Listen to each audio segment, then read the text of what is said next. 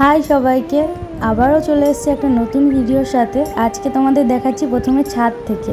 আর আজকে একটু পুরো বাড়িটা অল্পর মধ্যে একটু ঘুরে দেখাবো, মানে আমার ঘর ঠাকুরঘর এসব দেখাবো।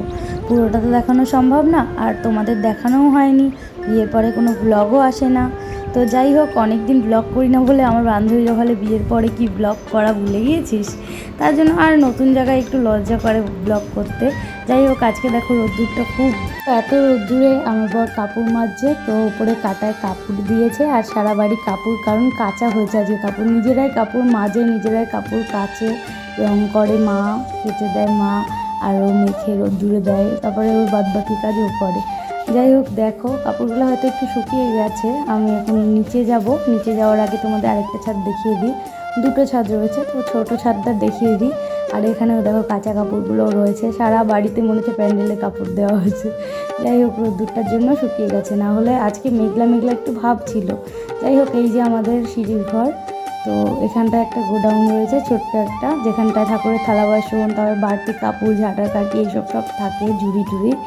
আর এখানে একটা জানলা রয়েছে, সবার বাড়িতেই থাকে, যাদের সিঁড়ির ঘর থাকে তাদের সিঁড়ির ঘরের উপরে জানলা থাকে।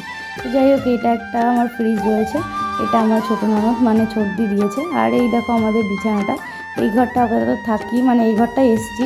আর সামনের ঘরে আমার খাটটা রয়েছে, সেটাও দেখাবো তোমাদের। আর এখানে কাপড়, মাজা কাপড় রয়েছে।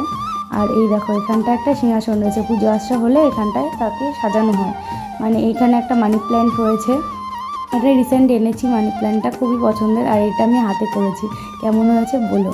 আর আমার হাতের কাজ করতে খুবই ভালো লাগে, ঘর সাজাতে। আর এখানে আমার গোপাল, রাধাকৃষ্ণ, কালী, শিব ঠাকুর, তারপরে আরও ঠাকুর রয়েছে।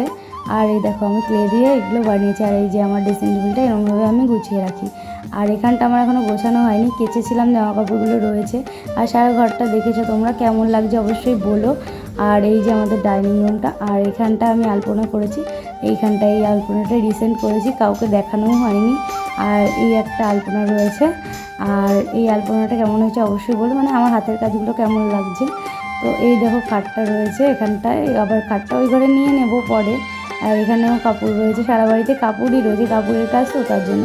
এই যে বাইরেটা আমাদের, তো খুবই গরম আর খুবই রোদ্দুর ঢোকে বলে দরজাটা আটকিয়ে রাখি। আর এই দেখো, এই একটা ফটো ফ্রেম রয়েছে, বিয়ের আগের যত ছবি ছিল সবগুলো রয়েছে। আর এই দেখো, আমি সব দেখেছি, ঠাকুরঘর না দেখালেই নয়। তো ঠাকুরঘরটা দেখো, মা পুজো দিয়ে উঠলো দুপুরে, আমি সকালে পুজোটা দিয়েছিলাম। যাই হোক, খুব সুন্দর করে সাজিয়েছে। আর এখনও অনেক কিছু করা বাকি আছে, এখনও পুজোর জন্য অনেক কিছু করব। তো ব্লাউজটা কেমন হয়েছে অবশ্যই বলো। আর এরকম ভিডিও দেখতে চাইলে অবশ্যই কমেন্ট লিস্টে কমেন্ট করো। Tata, bye bye.